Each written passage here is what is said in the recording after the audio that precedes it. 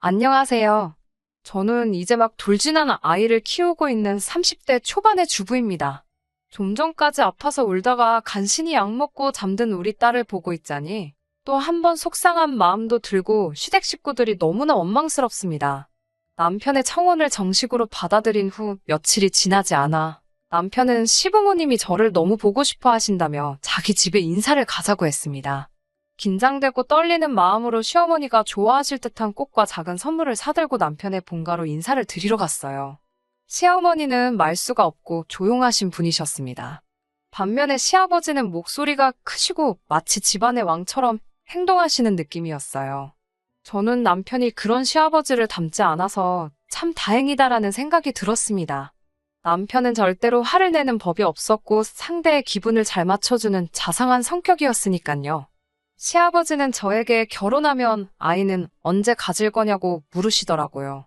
생각지도 못한 시아버지의 질문에 제가 순간 당황해서 우물쭈물하느라 대답을 못하고 있으니 생각해본 적 없냐고 하시면서 당신은 저희가 빨리 아이를 가졌으면 좋겠다고 그러셨어요. 자기 주변 친구들은 다 지금 손자 손녀 보고 할머니 할아버지 소리 듣는다며 부러워 죽겠다고 하시더라고요. 저는 그런 시아버지의 행동이 솔직히 좋아 보였습니다. 비록 괄괄하신 성격 같기는 했지만 그래도 손자 손녀를 기다리신다는 건 그만큼 사랑이 많다는 거라고 생각했거든요. 사실 저는 편부모 가정에서 자랐거든요. 저희 부모님은 제가 중학교에 입학했을 무렵 이혼을 하셨고 저는 어머니 손에서 자랐습니다. 친정아버지는 이혼 후 얼마 뒤 다른 분과 재혼하셨다는 소식을 친정어머니를 통해서 들었고 그 이후로 따로 왕래를 하지 않고 살았습니다. 그렇게 표현에 서투실지언정 사랑이 많은 시아버지를 만나게 된 게 기쁘고 좋았습니다. 그런데 지금 그런 시아버지 때문에 이혼을 생각하게 되었네요.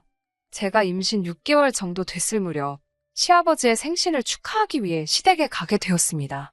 사실 제가 남들보다 양수가 많은 편이라 임신 기간 동안 외출을 자제하고 있었거든요. 그런데 시어머니가 아무리 몸이 안 좋고 무거워도 시집오고 처음 맞는 시아버지 생신이니까 시댁에 오라고 하시더라고요. 그러면서 올 때 미역국하고 갈비 정도는 해올 수 있지? 그러셨어요. 사실 얼마 전에 친정어머니도 생신이셨는데 친정어머니는 몸도 힘든데 무슨 생일이냐면서 나중에 애 낳고 같이 맛있는 거나 먹으러 가자고 하셨거든요. 제가 결국 친정어머니께 상황을 알리니 걱정 말라면서 엄마가 다 해줄게 그러시더라고요. 그러고는 정말 친정어머니가 미역국에 갈비까지 다 해주고 가셨습니다. 다행히 시부모님은 제가 준비해 간 음식이 너무 맛있다면서 절 칭찬하시고 좋아하셨어요. 그런데 문제는 생각지 못한 곳에서 터졌습니다. 시아버지가 임신한 며느리인 제가 있는데도 거실에서 줄담배를 태우시더라고요. 보다 못한 시어머니가 담배 좀 끄라고 한마디 하시니까 어디 며느리 앞에서 남편한테 이래라 저래라 하고 있느냐며 제정신이 아니냐고 며느리가 보고 배우면 어떡하냐고 막말을 하시더라고요. 시어머니가 솔선과 수범을 해서 지아비를 하늘같이 모시는 모습을 보여줘야 며느리인 저도 우리 아들을 우러러보지 않겠냐고 목이 터져라 외치셨어요. 남편도 창피한지 딴청만 부리고 있었고요. 앞서 말씀드렸듯이 시아버지는 고집도 세시고 목소리도 크시고 쉬운 성격은 아니십니다. 게다가 흡연과 음주라는 안 좋은 생활 습관도 가지고 계셨어요. 남편 말에 의하면 술이 정말 심할 때는 일주일에 한 번은 경찰서에 가서 모시고 와야 할 정도였다고 하더라고요. 담배도 하루에 2갑은 피실 만큼 골초십니다. 물론 이 모든 건 시아버지의 성향이고 기호사항이니 며느리인 제가 하시라 마시라 할 일은 아니지요. 그래서 저도 시아버지께 한 번도 실은 티를 낸 적이 없습니다. 단지 건강이 안 좋을 것 같으니 항상 줄이시라고 말씀드리고 부탁드렸습니다.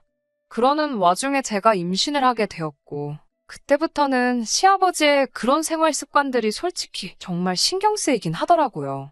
간접흡연이 그렇게 안 좋다고 하는데 시아버지는 담배 피고도 90살 넘게 사는 사람들이 얼마나 많은 줄 아냐면서 다 지 팔자대로 사는 거라고 하시더라고요. 자기 친구 중에 술, 담배는 거들떠도 안 보던 녀석이 있었는데 그 자식이 친구들 중에서도 제일 먼저 죽었다고 하면서요. 그런 말씀을 아무렇지 않게 하시니 어쩔 수 없이 제가 시아버지를 피하는 것 말고는 방법이 없었습니다. 아무튼 그때 정말 마음이 불편하고 불쾌했지만 그래도 시집온 지 1년도 안 된 상황이라 싫은 티도 차마 못 내고 결국 토하기 일보 직전이 돼서야 집에 왔습니다. 저는 남편에게 정말 비위도 상하고 스트레스도 많이 받았다고, 출산 전까지는 웬만하면 시댁에는 안 가고 싶다고 조심스레 말했습니다. 다행히 남편도 절 이해하고 자기도 속이 안 좋았더라고 그냥 다음부터는 가지 말자고 하더군요. 그렇게 시간이 흘러 몇 달 뒤, 저는 눈에 넣어도 아프지 않을 딸을 낳게 되었습니다. 그런데 의사 선생님 말씀으로는 호흡기가 좀 안 좋다고 하더라고요. 생각지도 못했던 일이라 순간 눈앞이 깜깜했어요. 모든 게 엄마인 제가 뭔가 잘못해서 딸이 아픈 것만 같아 죽을 만큼 가슴이 아프고 괴로웠습니다. 친정어머니나 남편은 모두 제 잘못이 아니라고, 그리고 죽을 병도 아니고 불치병도 아닌데 뭘 그러냐 하며 괜찮다고 절 위로해 주었습니다. 하지만 시부모님의 반응은 달랐습니다. 시아버지는 저더러 깔끔 떨 때부터 알아봤다면서 혼자 깨끗한 척은 다 하더니 이게 뭐냐고 빈정거리셨어요. 시어머니도 시아버지만큼 신랄하게는 아니었지만 제가 부족하고 모자라서 이렇게 됐다는 식으로 저를 대하셨고요. 저나 남편 둘 다 유난스럽게 깔끔을 떠는 성격이 절대로 아닙니다. 남들처럼 하루 3번 양치하고 목욕하고 빨래하고 그냥 상식적인 청결을 유지하고 살아요. 하지만 저희 시부모님은 저와 남편더러 무슨 깔끔병이라도 걸렸냐며 항상 뭐라 하셨어요. 남편 말에 의하면 시아버지는 원래 씻는 걸 안 좋아하시고 시어머니는 돈이 아까워서 씻는 걸 안 좋아하신다 하더라고요. 그런데 생각해 보세요. 줄담배를 피는 분이 씻지도 않으니 얼마나 쩐내가 나겠어요.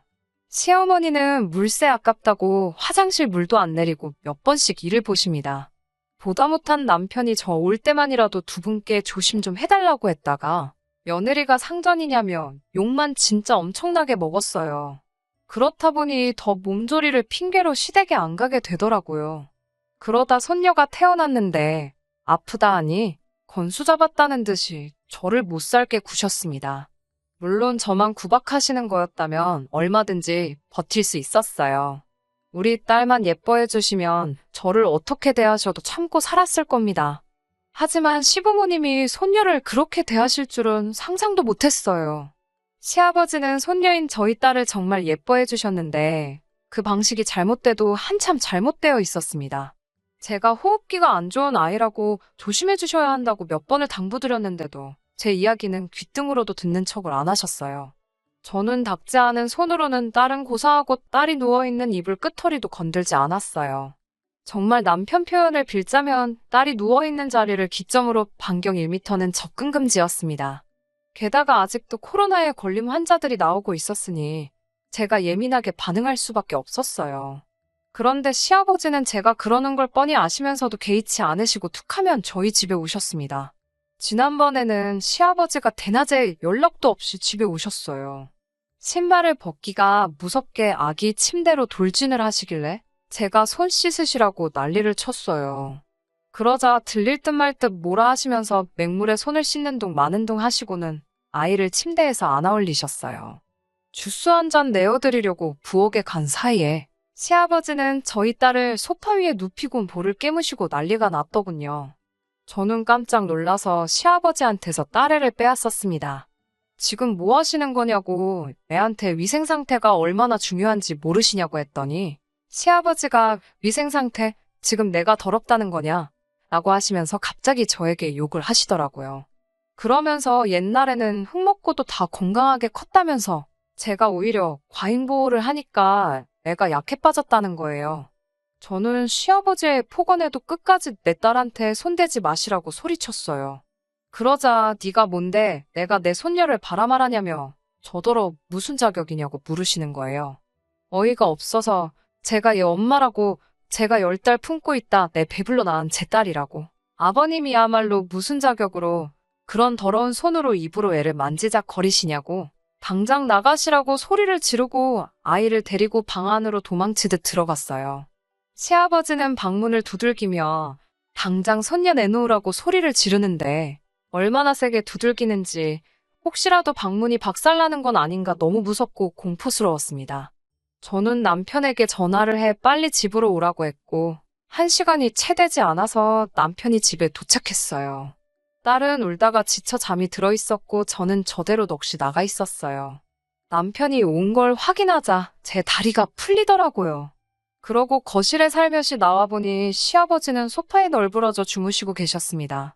그제서야 시아버지한테서 술 냄새가 난다는 걸 알아차렸네요.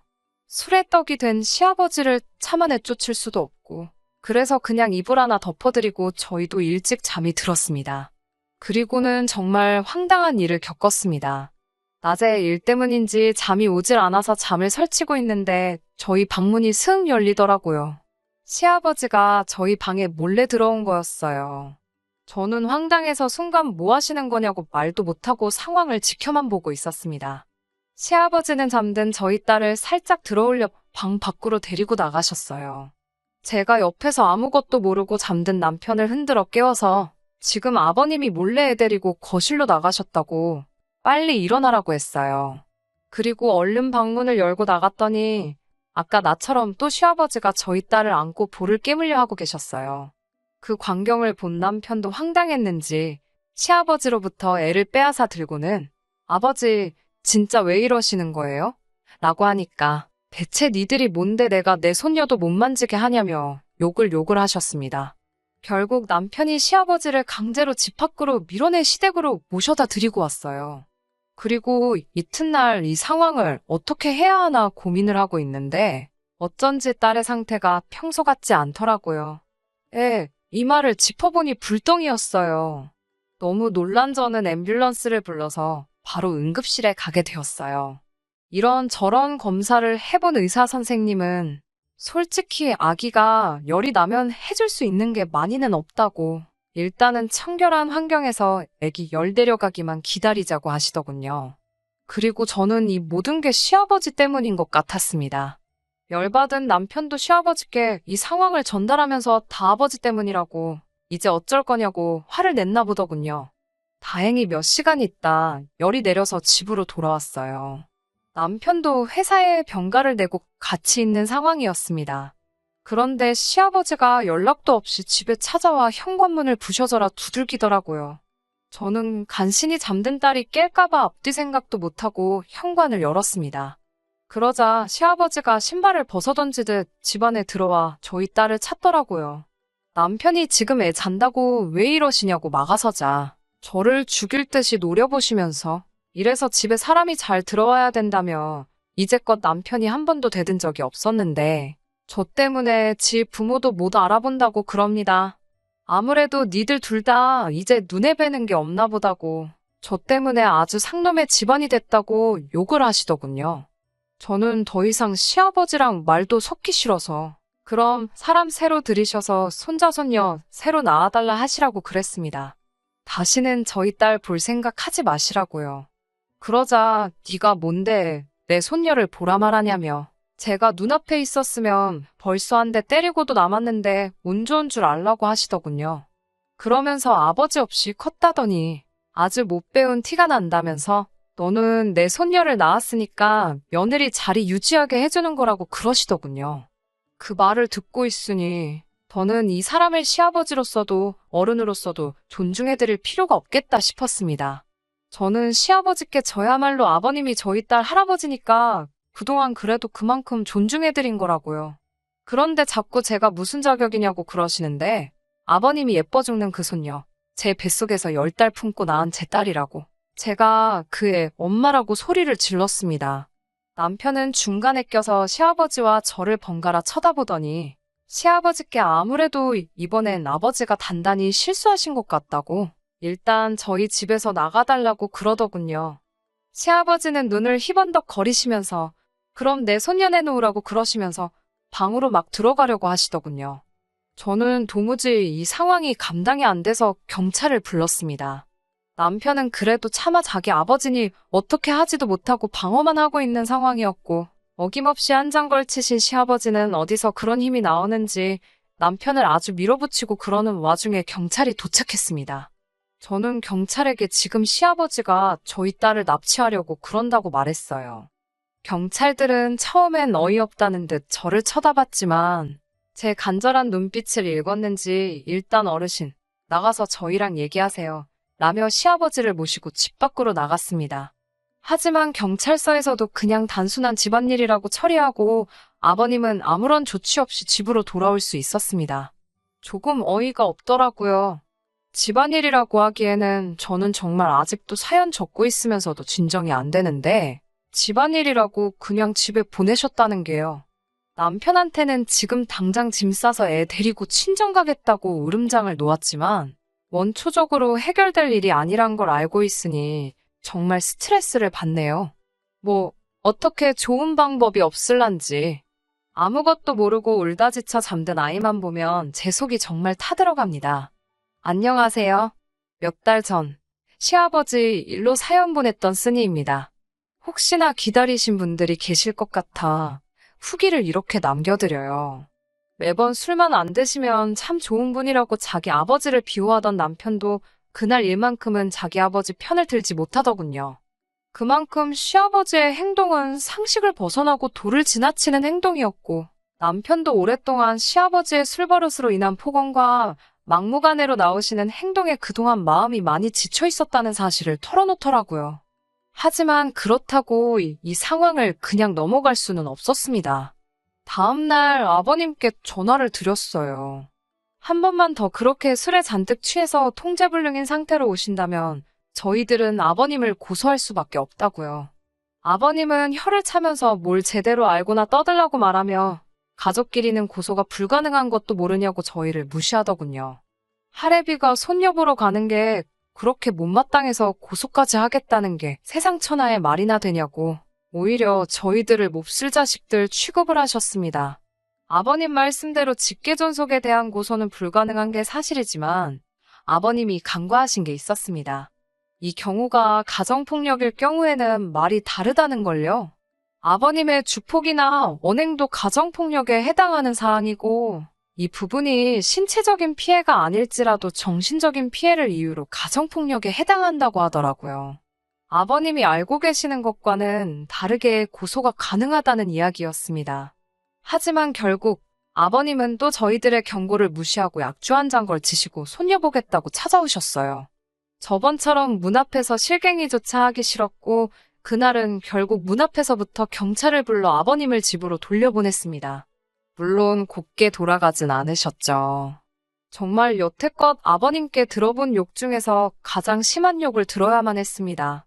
이웃들 보기에도 창피하더라고요. 시아버지 경찰 불러서 데려가게 하는 모습을 동네방네 보여줘야 했으니까요. 그래서 결국 말한 대로 아버님을 고소하기까지 이르렀습니다. 아버님도 고소장 접수되고 본인이 고소당했다는 사실을 아셨을 때 많이 당황하더라고요. 남편 보고는 천하의 후레자식이라고 다른 사람도 아니고 자기 아버지를 고소하는 아들이 세상 천하에 어디 있냐며 소리를 지르셨죠. 저 때문에 자기 아들이 저런다는 것도 또 빼먹지 않으셨고요. 하지만 또 법정에 출두하셨을 때는 지레 겁먹은 듯한 표정이시더군요. 아버님의 주폭을 이유로 정신적 폭력이 인정되어서 접근금지 명령 처분을 받는 걸로 끝이 났습니다. 막상 징역을 살 수도 있다는 말 때문인지 아버님은 정말 판결이 끝난 이후로 한 번을 나타나지 않으셨어요. 남편은 자기 아버지를 고소했다는 이유로 한동안 맘고생이 엄청 심했습니다. 그래도 지켜야 할 아이와 제가 있으니 언제까지 아버지의 주폭 속에서 살 수 없다고 이 상황을 벗어날 수 있게 자기도 마음 굳게 먹겠다고 약속하더군요. 정말 처음으로 보여준 듬직하고 믿음직스러운 모습이었습니다. 남편의 변화처럼 저희들 인생의 변화도 금세 찾아왔습니다. 판결로부터 몇 달 뒤인 최근 어머님께 걸려온 전화로부터 시작되었어요. 아버님이 저희한테 꼭 하고 싶은 이야기가 있어서 그러는데 잠깐이라도 시간 좀 내주면 안 되겠느냐고요. 어머님이 저희에게 직접 연락하신 이유는 접근금지 명령 때문에 아버님은 저희한테 유선상으로도 연락이 허용되지 않았거든요. 판결상 피해자인 저희였기 때문에 접근금지 처분을 받은 아버님을 만나는 것은 저희에게는 커다란 제약이 되지 않았습니다. 고소한 걸 이유로 저희를 두 번 다시 안 볼 것처럼 행동하더니 이제 와서 저희를 왜 보자고 하는지 의아하더라고요. 아버님은 저희를 보자마자 고개 숙여 지난 날들의 일을 사과부터 하셨습니다. 참 의외였습니다. 그 고집세고 자존심 강한 시아버지가 잘못을 인정하고 저희에게 사과한다는 게요. 접근금지 명령을 받고는 처음에 저희에게 화가 많이 났던 건 사실이라고 하셨습니다.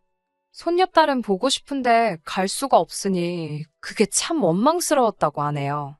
그런데 그 원망이 하루가 지나고 이틀이 지나고 하면서 저희가 오죽했으면 아버지를 고소하면서까지 근처에 오지도 못하게 했을까 하는 생각이 들었다고 합니다. 그리고 그때부터 노력해서 지금은 담배도 끊었고 술은 진작에 끊었다면서 자신에게 한 번만 더 기회를 달라고 부탁하시더라고요. 원한다면 당장 병원에 가서 몸에 남아있는 잔존 알코올이나 니코틴 검사까지 해서 자기 말이 거짓인지 사실인지 보여주겠다고 하셨습니다. 아버님에게서 진심이 느껴졌어요. 어머님도 아버님 말에 거짓이 없다고 정말 술, 담배 끊으신 지도 한참 되었다며 이제 그만 정상적인 가족으로 돌아갈 수 없겠냐고 간곡히 부탁하셨습니다. 제 결정이 가장 중요하긴 하지만 이 상황을 제가 결론 짓기에는 사실 며느리라는 제 위치상 어려운 부분이 있었어요. 남편은 이런 저의 고민을 눈치라도 챈 건지 나서서 상황을 정리해 주더라고요. 아버님 앞으로 걸려있는 접근금지 명령은 해제하지 않을 것이다. 하지만 아이가 보고 싶어 찾아오시는 부분에 대해서는 우리도 아버님을 문전박대하고 싶은 마음은 없다고. 진짜로 아버님이 술, 담배에 더 이상 손을 대지 않으시고 우리 부부, 특히 며느리인 저를 인격적으로 대우해 주실 때 그때가 되면 접근금지 명령을 풀도록 하겠다고요. 제 마음을 읽기라도 한 건지 제가 하고 싶은 대답을 그대로 읊어주니 제가 사람 하나는 제대로 봤다는 생각까지 들었어요. 그리고 아버님이 저희 앞에 사과한 날을 기점으로 한 달에 2-3번씩은 저희 집에 오셔서 손녀딸 보고 가십니다. 청결하게 하시고 멀끔하게 먹까지 내시고 오세요. 그렇게 깔끔하게 오시는데도 저희 집에 도착하시면 아이 보러 가기 전에 화장실 먼저 들려서 손부터 박박 씻고 나오십니다. 이제 정상적인 가정으로 돌아온 것 같은 느낌이 들어요.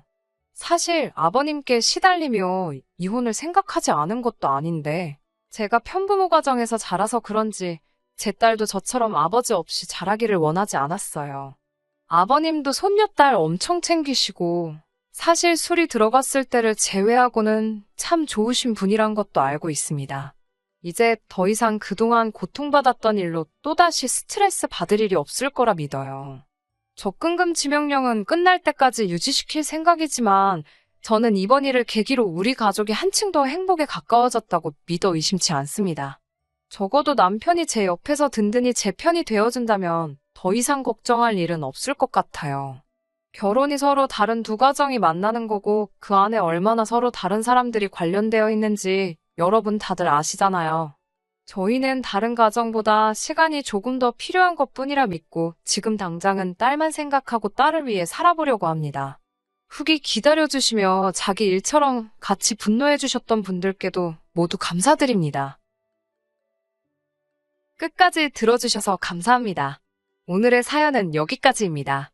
구독과 좋아요, 알람 설정 부탁드리고 더 좋은 사연으로 다시 찾아뵙겠습니다. 감사합니다.